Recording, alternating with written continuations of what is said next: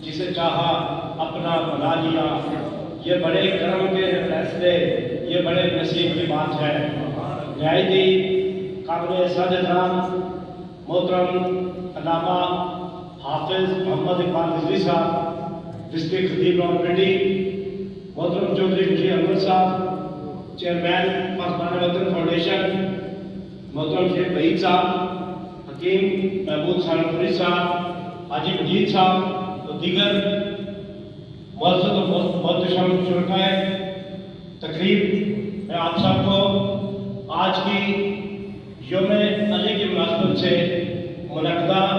اس تقریب میں شرکت پر خوش آمدید کہتا ہوں اور مبارکباد پیش کرتا ہوں علامہ حافظ اقبال رضوی صاحب کو اور خصوصی طور پر چودھری خوشی احمد صاحب، جنہوں نے آج کی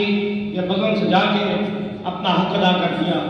انہوں نے کہا کہ ہم دیگر پروگرام تو کراتے ہیں، لیکن شان علی میں اگر ہم پروگرام نہ کرائیں تو ہماری زندگی میں فائدہ نہیں۔ کل ان سے بات ہوئی تو میں ان کو خراج تحسین پیش کرتا ہوں اور ایک شعر کے ساتھ میں صرف ایک شعر پڑھوں گا۔ ہمارے پاس کیونکہ وہ زبان نہیں، وہ الفاظ نہیں، وہ طریقہ نہیں کہ ہم مولا کائنات کی شان میں کچھ عرض کر سکیں۔ حافظ آپ تشریف فرمائے، میں ایک شعر آپ کی بارگاہ میں پیش کر کے جانا چاہوں گا کہ منظر فضائے دہر میں سارا علی کا ہے، منظر فضائے دہر میں سارا علی کا ہے، جس سمت دیکھتے ہیں نظارہ علی کا ہے، مرحب دو نیم سر مقتل پڑا ہوا، اٹھنے کا اب نہیں ہے وہ مارا علی کا ہے، اور تم دخل دے رہے ہو عقیدت کے باب میں، تم دخل دے رہے ہو عقیدت کے باب میں، دیکھو یہ معاملہ ہمارا علی کا ہے۔ جیسا کہ حضرت محمد مصطفیٰ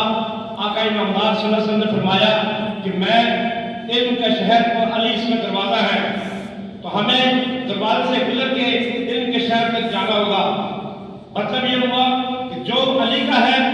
وہ نبی کا ہے، اور جو نبی کا ہے وہ خدا کا ہے، جو علی کا نہیں وہ نبی کا بھی نہیں، خدا کا بھی نہیں۔ تو ہمیں اللہ پاک توفیق دے کہ ہم تمام صحابہ کرام کی